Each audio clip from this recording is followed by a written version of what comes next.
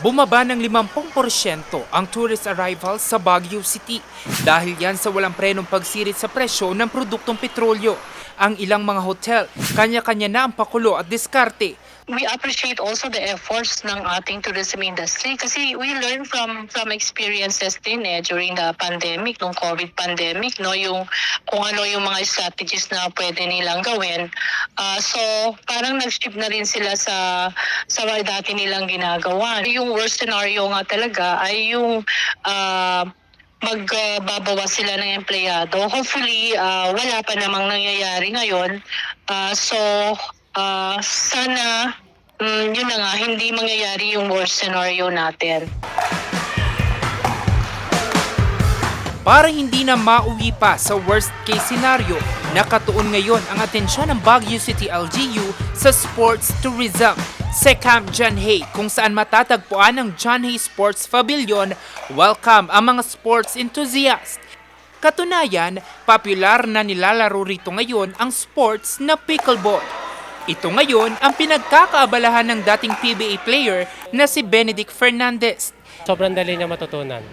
And parang game friendly siya.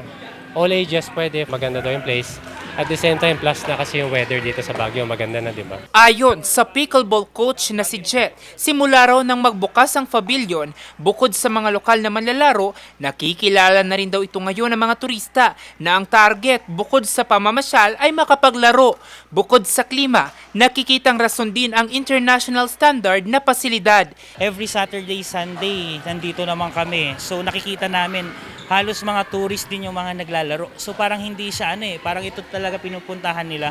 So every time ito, mula noong tumaas yung fuel, ganyan, meron pa ring mga turista na nandito na naglalaro.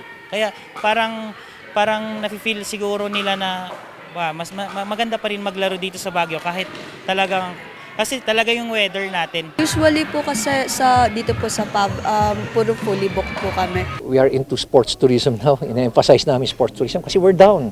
Kakusapin ko nga yung Tourism Council natin na kailangan talaga malagyan din ng isang sector ng wellness and sport.